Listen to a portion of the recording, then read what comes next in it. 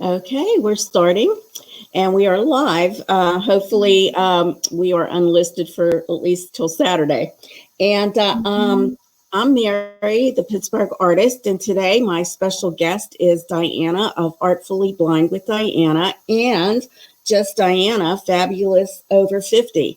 And we're going to interview her today regarding her background and some of the things that she's done in the art field. Diana has a master's in education and a master's in fine art, so she is well established. Yeah, master's in art education. Art education, wow. Okay, well, let me ask you a question. I know that this wasn't on the list, but as a teacher, what grades did you teach, or did you teach in Kindergarten through fifth. I was the art teacher. I taught the whole school, 500 kids. Oh, wow. Kindergarten through fifth grade for 25 years in a public school, inner city public school district, full time for 25 years. Oh, wow. Yeah, that had to be tough. Yeah, it was. It was a challenge. Yes. I'm so glad I was able to retire early and didn't get penalized for 25 years of service at the age that they required. Oh, really? Well, that's good. Yeah, I'm really fortunate. I'm so glad because it was so challenging. And then more challenging because the last 15 years of me teaching was when I had the vision impairment. My last 15 years, because I had normal vision most of my life until my early 40s. So that made it more challenging. Yes. Well, can you just tell us a little bit about your background and how you became an artist and where that all started? Yeah, pretty much when I was in my freshman year of high school is when I really started to love art. I took a local at the local art center. I did take art class before then, but I think in my ninth grade, when I was 14 years old, I think that's when I really loved art. And then my parents really supported it. My mom loved my art, and then my dad supported it too. So I went to Rhode Island School of Design pre-college sessions when I was 2 different summers. And you pick a major. It was like awesome. You lived like in the college dormitories for 6 weeks when I was age 15 and 16. So I've been really immersed in art my whole life. I mean, most of my whole life. I mean, I just keep going in that. I just kept going in that direction. And then after I was teaching, I majored in art in college. I have a bachelor's degree in art. Then after that, I got the master's degree. I worked in commercial art for 3 years. And then I also got a certificate in advertising design. And then after that, I worked in commercial design for 3 years. And then after that, I went into teaching and I have the master's in art education. And then after I was teaching for a while, I thought maybe I want to try a different field. So I tried taking graduate classes in educational psychology because I was thinking of becoming a school psychologist. And then educational administration. And then I took classes in educational administration and school psychology, educational psychology. And then finally I decided, no, I'll get my second master's degree in fine arts. So I went to Maryland Institute College of Art for my MFA, master's in fine arts. Oh, wow. And I just, I live and breathe art. I sleep, live, and breathe art. I think that's how I am too. I mean, mine was on and off I started at a young age, but it was like on and off when I was raising my family and things like that. But then when I went to college, it changed. That's where I almost minored in it, but I had to take classes after just to get an associate's. But you have a degree, your undergraduate degree is in art? No, it's actually in business. Uh-huh. Yeah. So I never did anything that I went to school for, but it was a good experience, So what current art trends are you following? Like on your YouTube channel? One of them that's really weird is it's strange to me, and I'm following, not that I like it, but I started learning more about it. It was the crypto art. And you have to you buy crypto art with cryptocurrency, and there's a few websites that do it. And so it's only digital art, but the digital art, and I've done quite a bit of digital art. I call myself a multimedia artist. I work in many different mediums, except sculpture. Sculpture is like practically only like 3D is kind of the only, except for I have made jewelry before. But I've done quite a bit of digital art on my iPad, like about 8 years of digital art on my iPad, quite a bit of it. But anyway, so the crypto art has to be digital art, and you turn it into an NFT, which they call a non-fungible token. And then the thing is, people can make like anybody can make copies of some artwork that somebody else owns. The thing is with crypto art is that the owner is the person that bought the NFT and stores it on a blockchain. See, all this is really weird technology. It's the blockchain. What the blockchain is about is really just like, to boil it down to the simplest terms, it's like an internet ledger, and it documents who owns what. So if forever, it will be in the records that person owns that piece of digital art. Wow. There's digital art that's been sold for multi-millions, like just the other day, or was it in October? And I'm confused about that. But there's one of the biggest digital artists who sells NFTs. I think that's all he sells is NFTs. His digital art has been made into NFTs. He's called Beeple, B as in boy, EEPLE, and he sold one of his digital art pieces recently for like 55 million. Wow. And Christie's is involved in it now too. They've sold some crypto art. And then Banksy has destroyed one of his original art pieces and made it into an NFT. And wow. So writing that down. I'll have to check that out.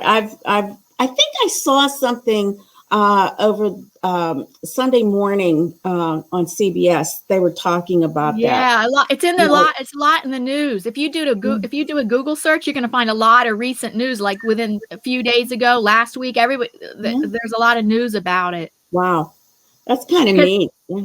And because I think there's a rising trend in that, because also now a lot more people are buying cryptocurrency. Like me and my husband, we've invested in cryptocurrency now also. Oh, okay. Interesting. Oh, wow. There's so many interesting things out there. You just, can't keep up with it all. So let me ask you a question about your YouTube. What does it mean to be a YouTuber to you?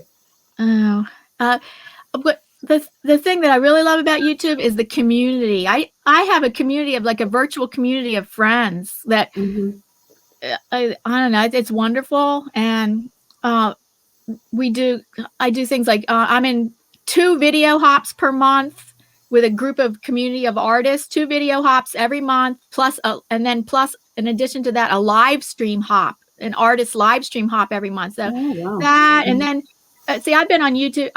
Had my channel for 5 years. And in that 5 years, I've just met so many people and been in different communities and met so many different people. And I love that. And I love making videos. I actually love the thing about making videos. I really like editing. I really like that. And so that's one thing that got me started in it. I really like editing. I really like making videos. My channel's grown really slowly. In fact, I have a friend who started within months of the same time as me. Like within 2 months of each other, we started YouTube at the same time, and she's at 13,000 subscribers, and so I haven't grown that much. I'm just like 6 away from 3,000 subscribers, but my channel's grown really slowly. And I did take 9 months off one time.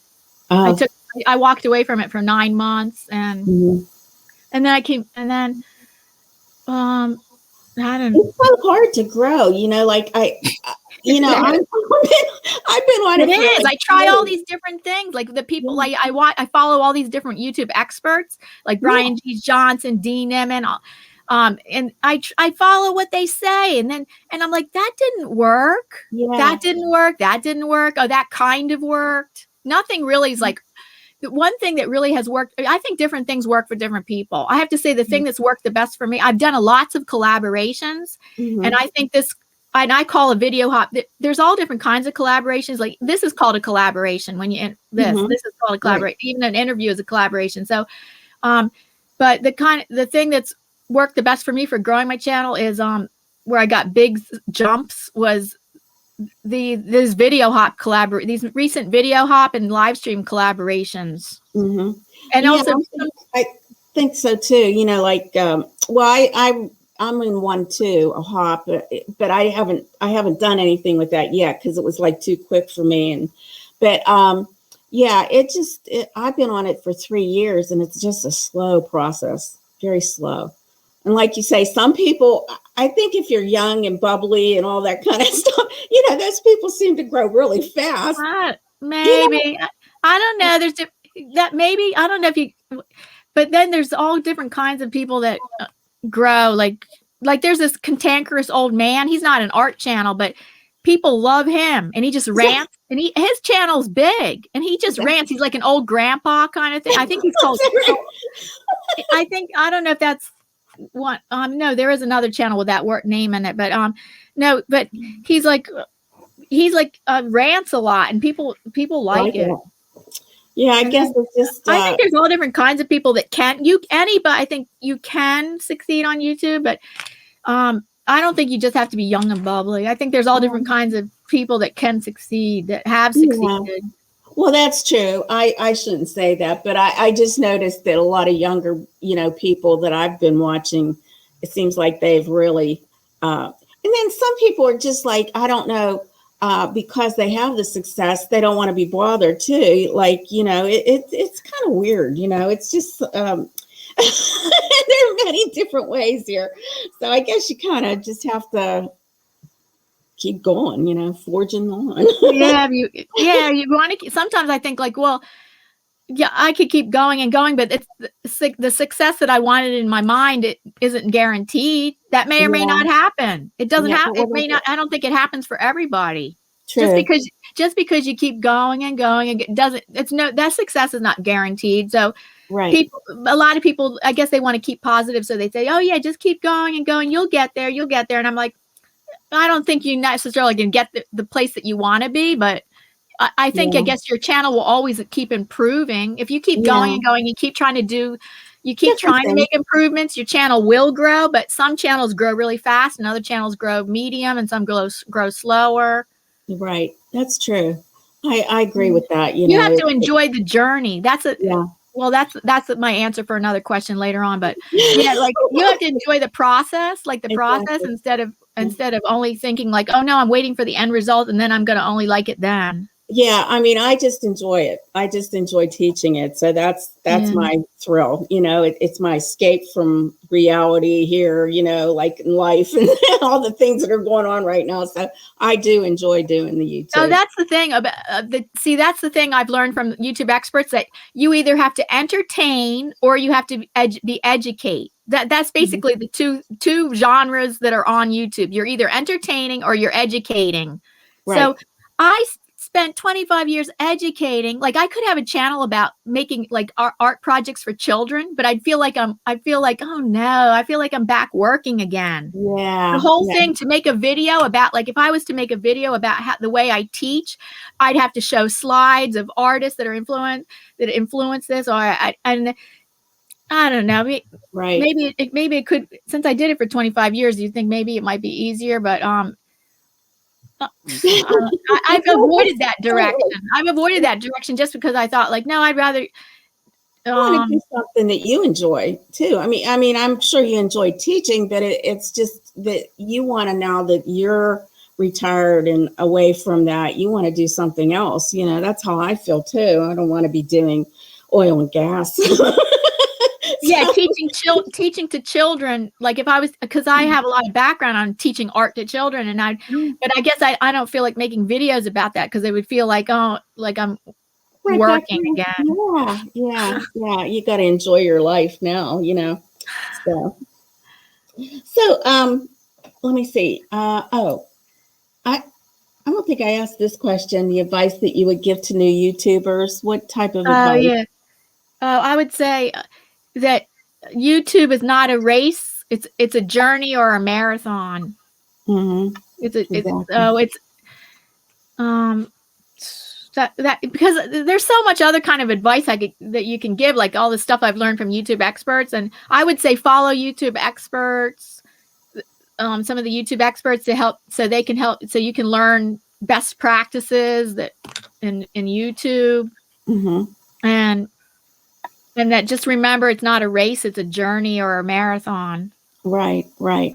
Don't get wrapped up in trying to make a big success of it. Just like kind of take one step at a time. Yeah. So, well, here, I know that you were saying how your blindness that you had like in the last 15 years of teaching.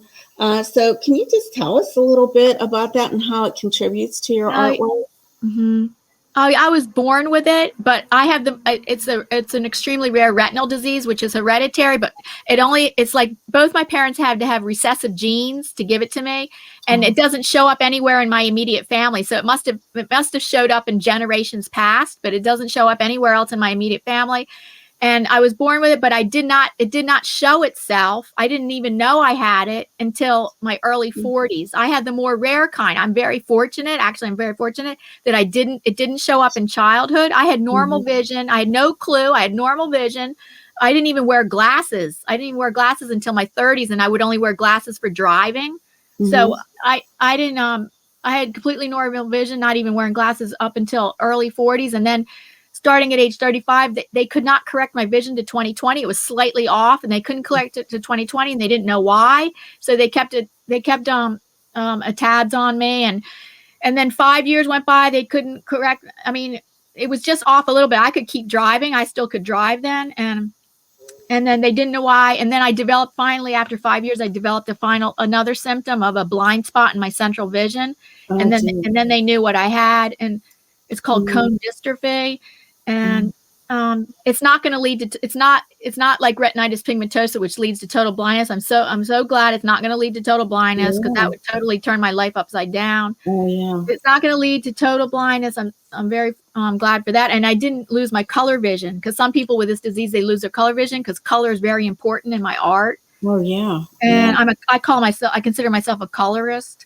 And so does it like hinder any of your artwork? I mean, yeah, I don't. yes, like I always had learned, oh, step back, step away. You know how they say step away and look at it. I can't do that. I cannot step away from my artwork and look at something from far away. Also, really detailed work. Like if something's highly detailed, I have to be this far away with a magnifying glass, like this, and it hurts my neck and shoulders. So I'm down here like this. So more recently, like a few months ago, I took this online watercolor class, and a lot of the whole thing was such detailed work. I was doing these watercolor portraits, and I just found myself constantly over like this, like 1 inch away with my magnifying glass. And I said, my neck and shoulders hurt so much. I can't do this kind of artwork. Now, I don't feel like even if I didn't have this vision disability that I could be doing artwork like that, though. But that, I guess, I don't know if you call that high. I think that's highly detailed, but as opposed to artwork where it's more loose, I think I really should go more in that direction. I don't know. I think I should go more in the direction of more loose and. Well, that's a lot of artists are like, they call it more painterly. Where and those paintings are beautiful. You know, but I mean, I can't. I would never. Having that problem. It's just sad. I don't think I would, even if I didn't have this vision disability, I would not be going in the direction of realism, more and more realism. I believe I would be an abstract artist anyway. I mean, in my abstract work, though, there's always an element of realism in it. Like, and most of my abstract work is not non-objective, which means that it's all just color, shapes, and patterns, where you don't see any kind of thing. It's just color, shapes, and patterns. That I kind of tend not to do that kind of work. I always have some kind of element of representation in it, where you can see something in it, and then it could be like unrealistic colors, or it could be like with a pattern background or unrealistic background, but there always seems to be some kind of element of representation in it, even though it's abstract. And so and on camera, it's a problem. Like sometimes, like some of the details in the work, like even if a work is not highly detailed, there's some details, and then my head could get in the way of the camera. Like if I'm doing a live stream, it can be a struggle, because I'm like, oh God, I gotta keep my head out, or just only for a few seconds or a minute. Like lean up close, and so I have a struggle with that. Like, oh no, I don't want to get my head in the camera. But with video editing, though, I can zoom up places where my head was in the way, possibly. So video editing and videos, I can work around that in a way. But with it's still a struggle. But in live streams, it's really a struggle of and then I keep telling myself, why am I doing this kind of work? I should just kind of do loose work where I'm not going to strain my neck and shoulders and strain to see. Yeah. I don't know. I just somehow I don't go completely in that direction. Yeah, I know what you mean. It would be, I think it would be because it would be a change of it would be a change of what kind of art that I naturally do or something. Right. Yeah. I mean, it has to come from within. And if you're like changing things, it just doesn't like work as well either, you know. I know, I mean, I've had trouble with my head getting in the way too. And, you know, then I'm thinking when I'm looking at it and re-editing, I'm thinking, I can't believe my head and my hand was in the way there, you know? So, I mean, it's just, I think unless you have somebody like holding the camera for you, you know, like I do everything myself. So I don't know if you have anybody to help you to do that. It just, yeah, you're just like me, you know, we just do it ourselves and it's hard. It's hard. So, well, my last question here for you is where can we find you on, like, do you have a website, social media? Yeah, I still have a website. I've been thinking about why I even have the website, but I do. It's called serenitystudioart.com, where there's access. You have access to 2 of my online classes. I only have 2 online classes. One of them is a digital art class, that I have, and then it's paid. They're both paid. And then another one is an encaustic painting class, which it's called vintage. Oh, what do I call it? Vintage whimsy and wax, because encaustic painting is painting with molten wax. And so anyway, when you get on my website there, you'll have the link to my 2 online classes, and then I don't know, a gallery of my work, and then a bio and whatever, you know, like what a website has. Yeah.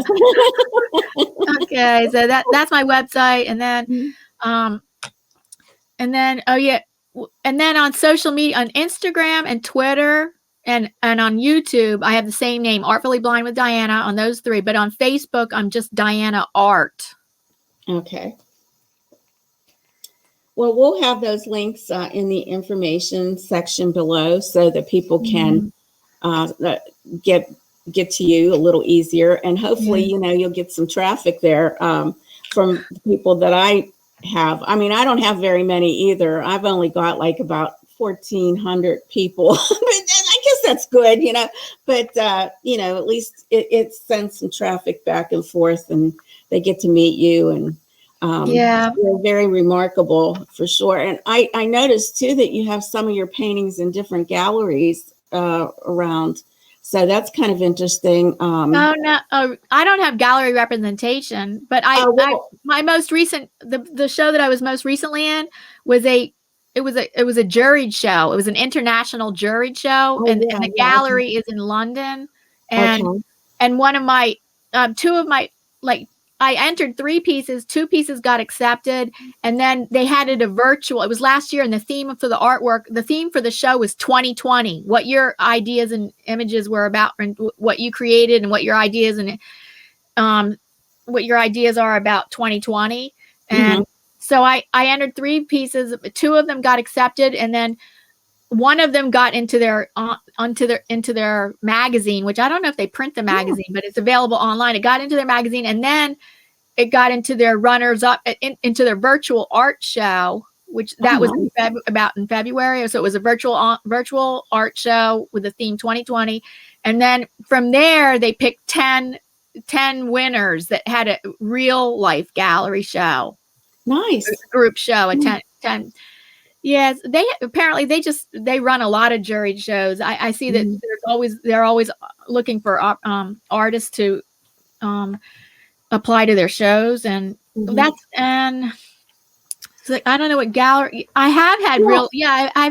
I've been in a lot of group shows, and I've only had like well, I've had 2 real solo, like real life solo shows, and then, well, and then online solo shows that I was connected with this one Facebook group. No, Facebook, yeah, Facebook, this Facebook group, and it was like and he would offer you a solo show, like online solo show. So I had quite a few online solo shows with that, with it.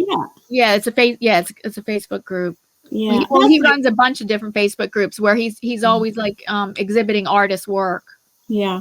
Yeah. Things kind of stopped for me with the, COVID. I was like doing a lot of that, but I don't want to go out too much if I can help it, because, with the age and trying to find a vaccine, I'm having a hard time. I don't know if you are, but having a hard time trying to find a place to go to get the vaccine. So I don't want it. You don't want it? I don't want to take it. I'm not taking it. And I might change my mind once I see how things play out. But with the information I have, I don't want it. Well, I'm a little afraid too. But if I was older, if I was in my late 60s and 70s and all that and up, I might feel differently about it.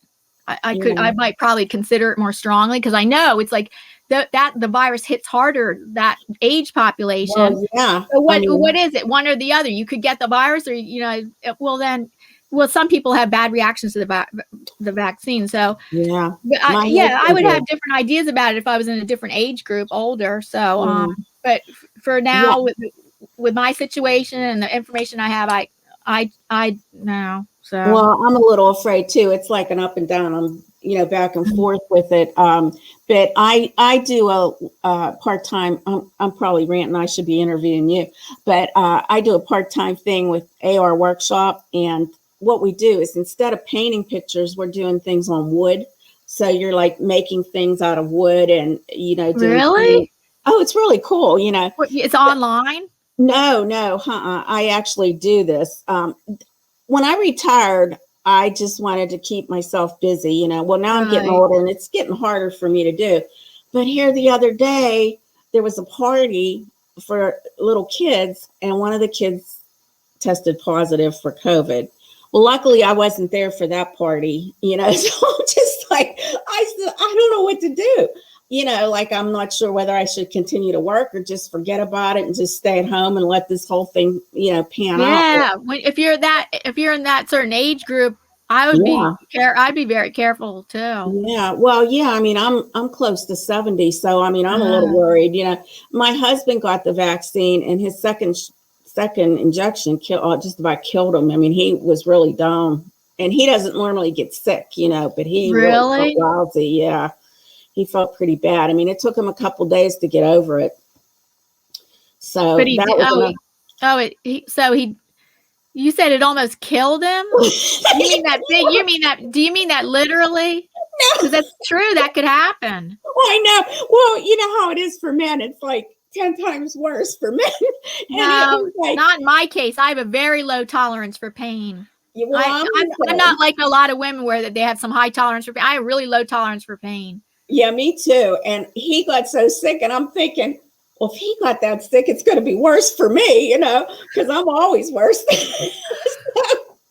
But anyways, yeah, so it's just a little scary, the whole thing. I mean, that's why I like doing the YouTube, because I can do what I like and still be at home, Yeah. So, but well, Diana, I really appreciate you taking the time out and interviewing here with me. And this will be up on Saturday, so around 5 o'clock. I have it. So we'll do it. Are you going to have a premiere? Yeah, we'll do a premiere for it. So yeah, so I'm looking forward to it. It'll be nice. Oh, so, 5 o'clock, you said? 5 o'clock. And that's our time. Okay, yeah. I got to see if we can change when we go out, because usually we go out to eat around every Saturday night at 4 o'clock. Oh, okay. So maybe we can go out at 3:30, and then I could be back in time. Well, I'm going to probably be working. Oh, okay.